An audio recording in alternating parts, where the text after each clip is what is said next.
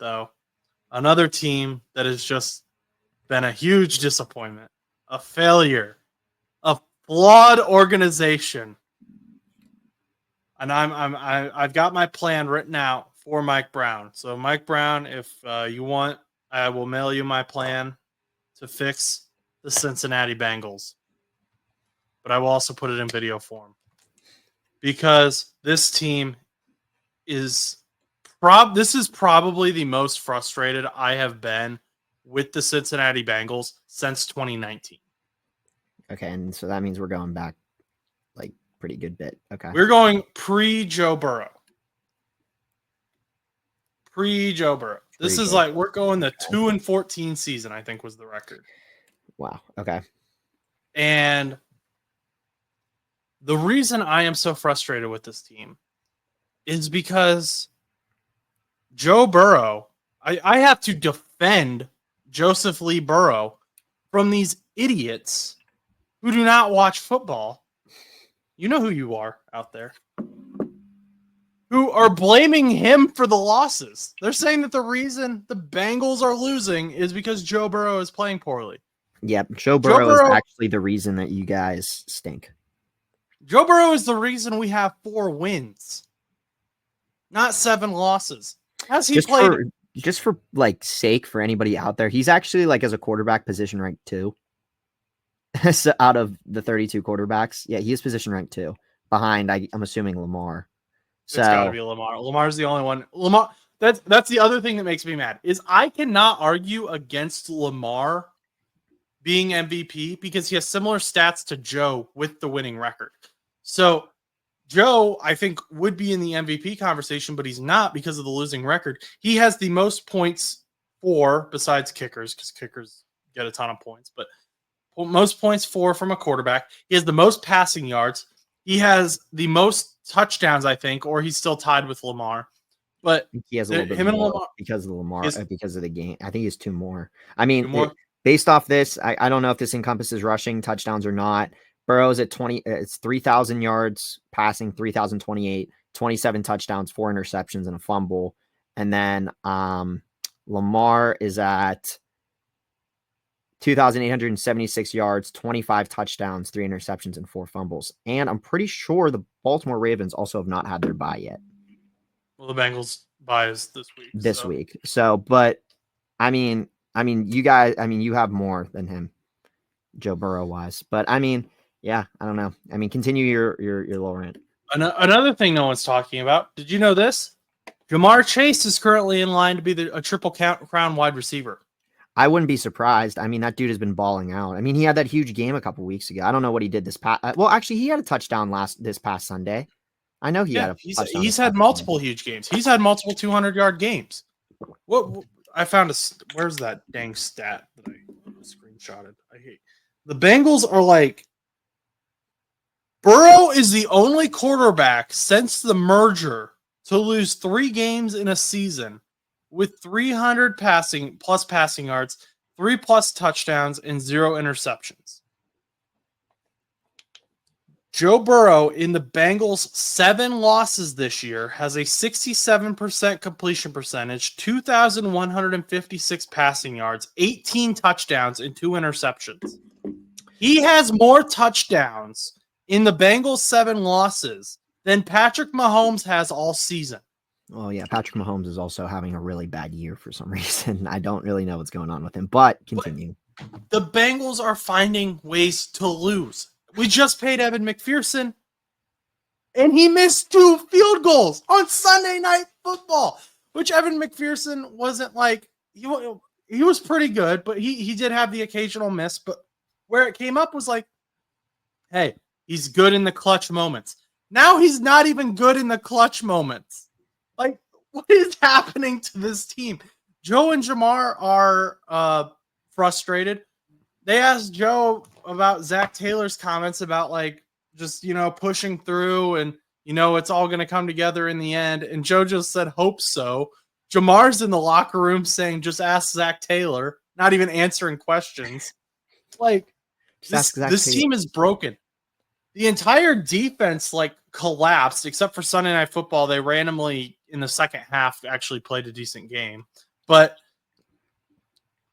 yeah, you guys actually like started coming back towards the end. That was pretty. How did this team go 9-8 with Jake Browning? And the three main people you lost were Tyler Boyd, DJ Reader, and Chidobe Awuzie. Chidobe, great player. He was injured a lot, though.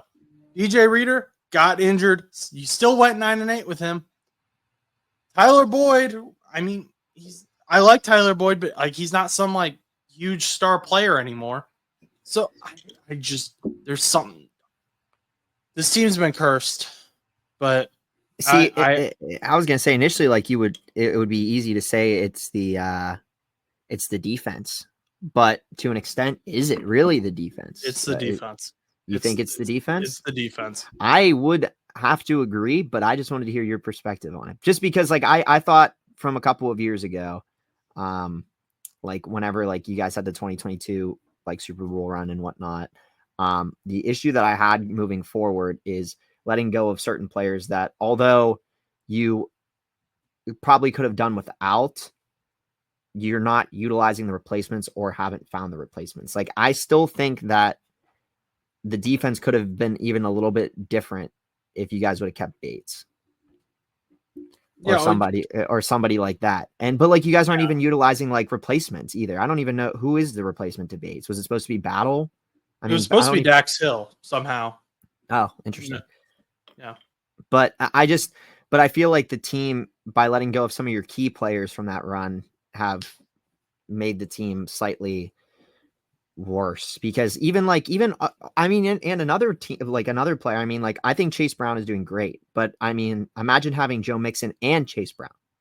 Like, I mean, I feel like that could have also made your offense just as good. I feel like Joe Mixon can be a game changer when he is healthy. Zach Moss, well, he's out for the rest of the year. So it's just Chase Brown and whoever your backup is over there.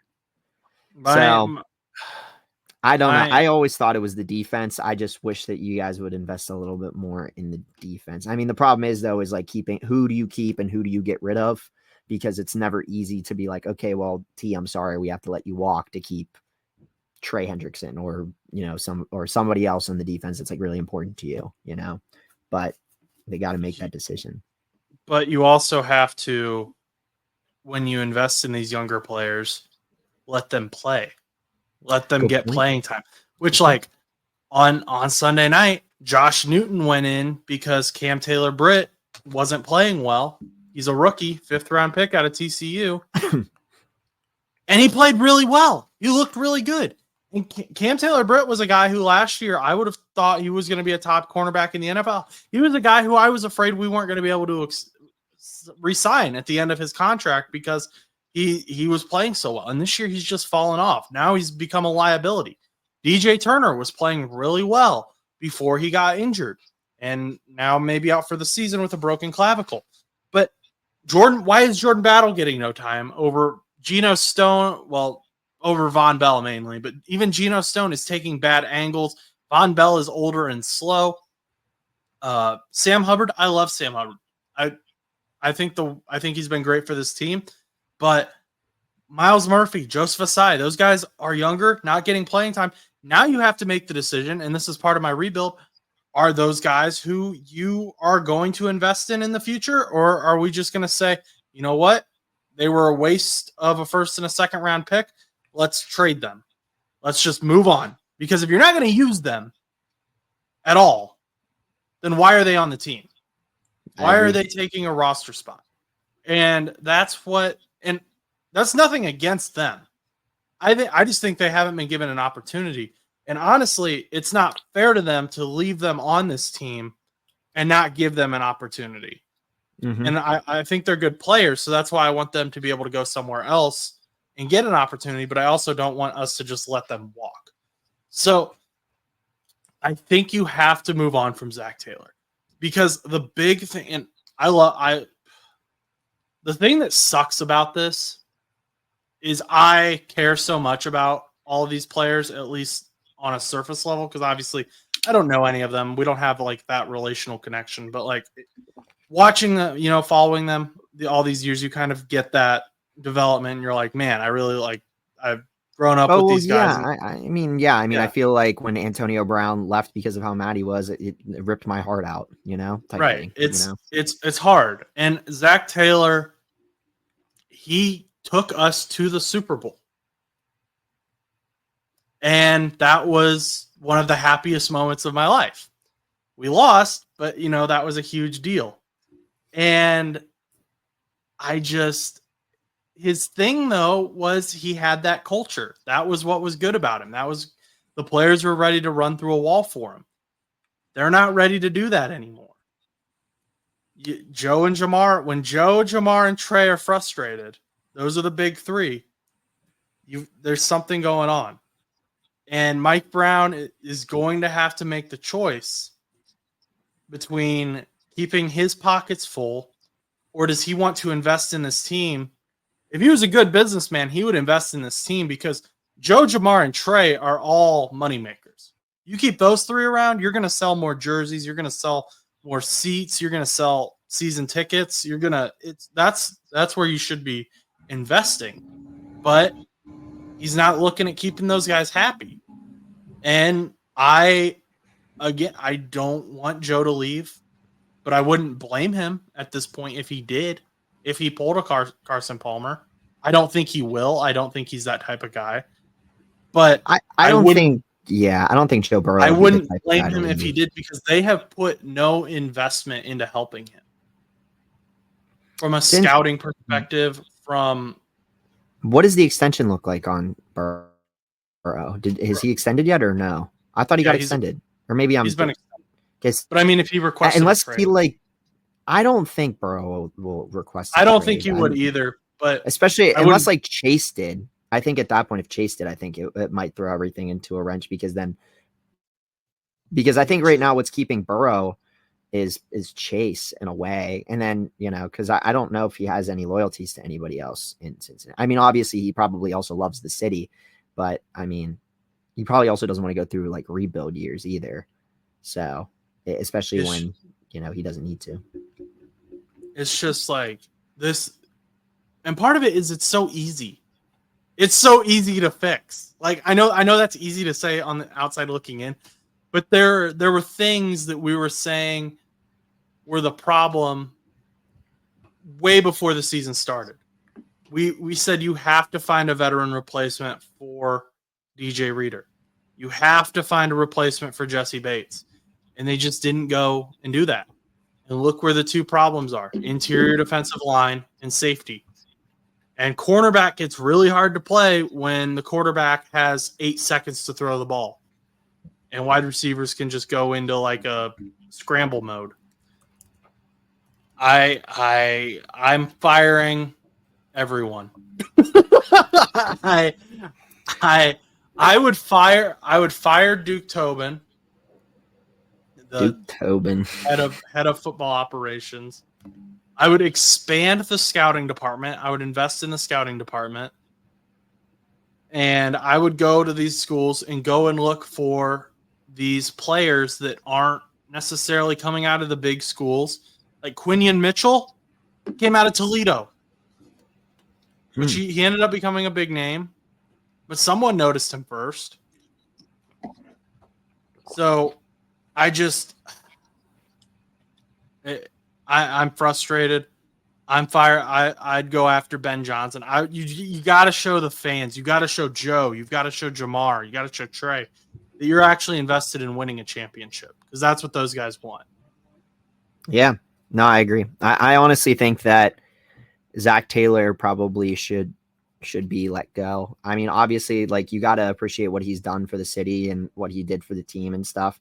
But from a perspective, this should have been your last chance before you lose like T. Higgins and stuff like that. And you guys don't even look like you're in that hunt anymore. I mean, even last year, I feel like you guys were more in the hunt than it was this year. And it's disappointing just from like any type of outside perspective. I mean, you want to, like, for a team to, be Super Bowl bound and then, lose to the Chiefs, and then you have an off year because Burrow got hurt, and you still go 9-8 with Browning. Okay, your team still looks all right. then this year to just like fall unbelievably short for assumingly, like, I mean, obviously, like, there's been issues and stuff, but I was going to even say arguably like no real reason. I mean, like, you guys almost came back, but fell short to the Chargers. You almost beat the Ravens, but fell short. Like, you guys, I feel like, are just falling short in some of these games too. And then obviously you're losing games, but sometimes it's like a lot of injuries, but I don't know. I mean, you're seeing it more than I am because obviously, you're a Bengals fan. But I just think that, to an extent, like, you kind of have to let go of Taylor, especially like if he has a losing season this year. I mean, because then at that point, it's like, okay, well, you look at the team that he has, and if he can't win with this team, then he's probably not who we want to continue forth. And I mean, there's a lot of coaches out there right now. I think Doug Peterson's done. I think Mike McCarthy's probably done. I think Nick Sirianni's probably fine. I know a lot of people, we had him on the hot seat at the beginning of the season. I think he's fine. But I think this would be a time for the Bengals organization to probably move on from Taylor. Just the thing with the Bengals is all of their losses for the most part have come down to one play or one drive. Yeah. And that's that from one perspective you can say, hey, look, this team isn't that bad. We were this close to being a 9-2 team. And the Bengals may look at that and say, you know what? Yep, that's right where we want to be. We're right there close.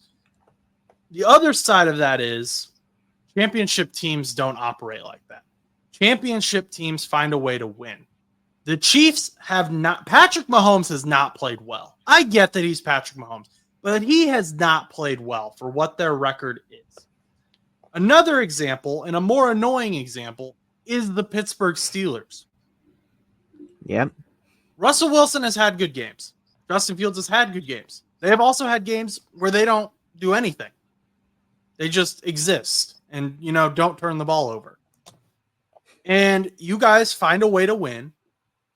Mike Tomlin has always found a way to have a winning record somehow, despite everything being against him. You guys have won 2 games now off of just field goals this season. How does that happen? You asking me? Or yeah, I'm asking you because okay. The Bengals could never do that. I think it's, I mean, if you want to talk about it, I know I wasn't super high on the guy over the last couple of years, but it comes down to culture and the coaching to an extent. I mean, if with Mike Tomlin, I mean, even if their team is not playing to a substantial level, he's still going to find ways to motivate. He's a great motivator, and he finds ways to motivate this Steelers team, no matter how bad or good they are, to win these games. We've gone 8-8 with Duck Hodges. We went to the playoffs with Mason Rudolph, and you go even further back. And I mean, these teams have just been motivated. And the one thing I've always just struggled with is like, he can't win the playoff games. But I think right now, like the way that the teams operated these 2 games this season, the Falcons game was odd when we won with just field goals. And the Falcons aren't bad. And maybe it had a lot to do with the team trying to get themselves together. I mean, Justin Fields, new quarterback, new offensive coordinator. There was a lot that went into that first week, winning just by field goals. But I mean, you have Fields, you have a brand new offensive coordinator, you've got new players around you, and you're relying heavy on the defense that's been showing up for the last 3 years. This game, I think, really just came down to the fact that it was an AFC North matchup, and instead of it being an offensive bloodbath like the Bills and Chiefs were that night, it ended up being a defensive battle. And I didn't expect that, but I honestly am not entirely surprised, because it's AFC North football, and with really any division rival, you're just going to find a way to win. Even if it's ridiculous, they were going to find a way to win. And this isn't like abnormal. I mean, the one thing that I thought of immediately when this game was happening and Chris Boswell scored 5 field goals was that the Steelers won a playoff game against the Chiefs many years ago with just field goals. and they went to the AFC Championship that year. They lost to the Patriots, but they did win that playoff game with just field goals, if I remember correctly. It was unbelievable. It was crazy. But I mean, I think the thing is the team is driven. They're rallying around each other. The defense is rallying around each other. I think the depth and the drafting has really helped the team. I mean, you have Alex Highsmith go down, and then you still have Herbig making big plays. It was as if Alex Highsmith didn't even exist. And Herbig is still making those plays. And then you have, I think the big thing is depth, development, and motivation, because even people like Joey Porter, who had his moments, he came up big at the end of the game, making the play, tackling Lamar Jackson to have us win that game. I think also having the motivation for Mike Tomlin to like want these players to play. And if you notice, like these teams and players, they want to play for Mike Tomlin, which is weird.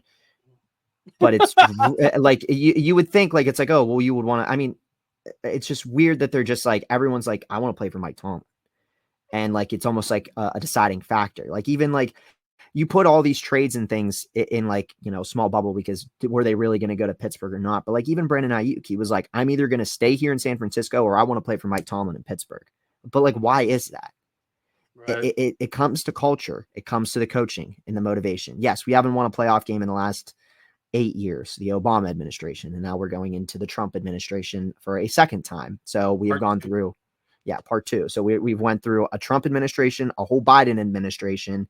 And by the time that there is a playoff game, I guess it could, I don't remember when inauguration is. It still could be by the Biden administration at the time, or it might be a brand new administration. But point being is I think that Mike Tomlin has built a culture unlike many of just winning and like we will find a way to win. And he has, and even if it's just by field goals, it's just enough to win games. Even if they win a playoff game by just field goals, I think that they could win it. I think culture is a huge underrated thing because like the year the Bengals went to the Super Bowl, the whole the mantra and the motto was why not us? And they carried that through every game. They carried it through the playoffs. And it got them to the Super Bowl. And Zac Taylor had that culture built. They had brought in some great free agents. They brought in Trey. They brought in DJ Reader. They brought in Cheeto. Jesse Bates was balling out. T. Higgins and Joe Burrow had just come in. They were in their second year. MarrChase had just come in his rookie year. And they don't have that anymore. But then you look at teams like the Steelers have had a long history of winning football games. That's just, you go to Pittsburgh, Pittsburgh's going to be a winning team. The Ravens, they know their culture, their identity as a football team is going to be a run-heavy offense with a powerful defense. They have always had a strong defense. And we saw that, and we literally saw that on Sunday. You look at them and you say, okay, you know what? They're losing Mike McDonald. They're losing Patrick Queen. They're losing all of these players. Kyle Hamilton's injured. They're going to struggle. No, like you said, next guy up. Like the Detroit Lions are probably the best example of this. They bring in Dan Campbell. They struggle at first. He just says, trust me, grit. Like he preaches grit. That's what they say. That's what they push. And I've loved Dan Campbell for a long time. I've loved Dan Campbell longer than some Lions fans have loved Dan Campbell. And now we're at the point where the Lions are winning games in crazy ways. Their quarterback goes out and throws 5 interceptions. The team rallies together and says, okay, hey, look, Jarrett's having an off night. We got to find a different way to win this game. Sonic and Knuckles over there. Let's get this done. We're going to switch to a run game. Defense is going to step up here. That is what a championship football team looks like. And the Bengals. Detroit is a threat. Yes. To literally any team. They have offensive tackles throwing touchdowns to offensive tackles. Which is awesome, by the way. They have so funny. Jared Goff is receiving touchdowns. Like they're having fun. They're vibing. Like they're finding ways to win. They're finding ways to put up 50 points. They don't care. Like, they're just like, who are we playing this week? Okay, we'll drop another 40 burger on them. How are we going to score touchdowns this week? Like, it's insane. It's fun. It's fun to watch. The Bengals used to be that way. But now the Bengals are in a place where Joe Burrow he can't even be slightly off. Because if Joe Burrow's even slightly off, they're going to get blown out. And the culture's dead. I'm depressed. Bengals fans are depressed. Joe Burrow's depressed. I'm going to cut this and put it on YouTube, and maybe we can start a group therapy session. But